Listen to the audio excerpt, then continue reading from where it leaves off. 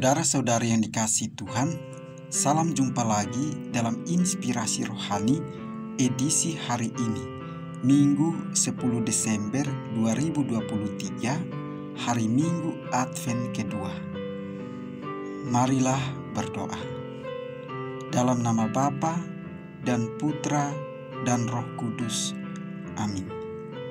Saudara-saudari yang dikasihi Tuhan, inspirasi rohani hari ini diambil dari Injil Markus bab 1 ayat 1 sampai dengan 8. Inilah permulaan tentang Yesus Kristus Anak Allah.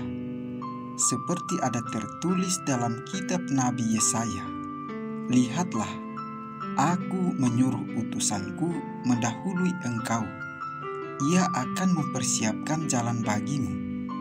Ada suara orang yang berseru-seru di padang gurun, "Persiapkanlah jalan untuk Tuhan, luruskanlah jalan baginya."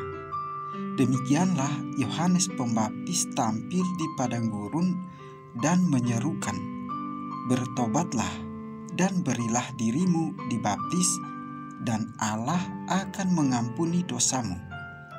Lalu datanglah kepadanya orang-orang dari seluruh daerah Yudea dan semua penduduk Yerusalem, dan sambil mengaku dosanya, mereka dibaptis di sungai Yordan. Yohanes memakai jubah bulu unta dan ikat pinggang kulit, dan makanannya belalang dan madu hutan. Inilah yang diberitakannya, "Sesudah aku akan datang Ia yang lebih berkuasa daripadaku. Membungkuk dan membuka tali kasutnya pun aku tidak layak. Aku membaptis kamu dengan air, tetapi Ia akan membaptis kamu dengan Roh Kudus." Demikianlah sabda Tuhan. Saudara-saudari yang dikasihi Tuhan, dunia kita terus berkembang dengan pesat. Hidup pun bergerak maju dengan cepat. Setiap hari selalu ada saja hal baru yang ditawarkan kepada kita. Tawaran-tawaran tersebut menuntut kita untuk menjatuhkan pilihan yang tepat dan diharapkan mampu menjawabi urusan dalam hidup kita. Dalam situasi seperti itu, kita memerlukan panduan yang benar untuk tetap berjalan pada arah yang tepat guna mencapai harapan dan cita-cita. Kita memerlukan pegangan yang kuat agar tidak jatuh pada kehancuran atau terjebak pada keadaan yang serba buruk. Apalagi ketika kita berpikir tentang hidup yang tidak selesai hari ini, bukan pula hidup pada hari-hari masa depan, melainkan hidup hingga akhirat nanti.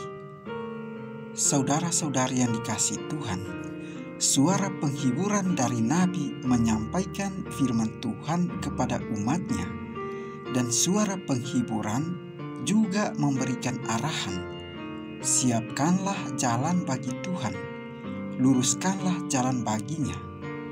Jadi di padang gurun pengasingan, di mana kehidupan tandus seperti padang gurun, Tuhan menghibur umatnya dan berjanji untuk membawa mereka pulang.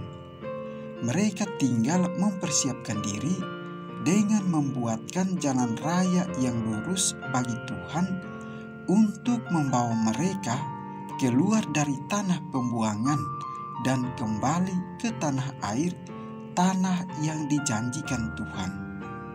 Saudara-saudari yang dikasihi Tuhan, dalam kisah Injil hari ini dinyatakan bahwa Allah akan mengutus seorang utusan, dan Dia akan mempersiapkan jalan bagi umatnya.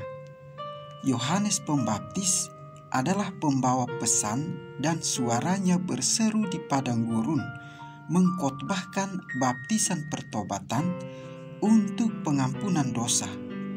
Namun seruannya untuk bertobat juga disertai dengan suara penghiburan bahwa meskipun masa lalunya penuh dengan dosa, masa depan adalah keselamatan Suara penghiburan itulah yang mampu memberikan sebuah harapan baru. Mereka yang sedang berada dalam tekanan hidup dan putus harapan akhirnya termotivasi untuk bangkit kembali dari keterpurukan menuju kepada optimisme baru dalam hidup mereka. Suara penghiburan itulah yang memberi orang-orang pengharapan pada firman Tuhan, dan dalam pertobatan mereka berbalik menuju keselamatan. Semoga suara itu memberi kita penghiburan di tengah belantara kehidupan kita, sehingga kita akan berpaling kepada firman Tuhan dan menemukan harapan. Dan pada gilirannya, marilah kita membawa pesan firman Tuhan dan menjadi suara penghiburan bagi orang lain. Saudara-saudari yang dikasihi Tuhan, di zaman kini, bacaan-bacaan hari ini dapat membantu kita agar melihat kemana arah yang sesungguhnya, yang sebaiknya dituju. Menuntun kita membawa diri sehingga semakin layak mendekat kehadiran ilahi sendiri. Sebuah ajakan untuk membuat wajah manusia semakin sesuai dengan kebesarannya, sekaligus ajakan agar peka akan apa yang menjadi cacat dan noda kemanusiaan, kemelaratan, ketidakadilan, perbedaan yang tak kurang memberi keleluasan untuk berkembang, serta mekanisme yang melanggengkan ketimpangan, termasuk sikap-sikap beragama yang mengurung diri dalam kesalehan semu atau kutub lainnya. Aktivisme lapangan yang makin lama makin menciutkan ruang batin.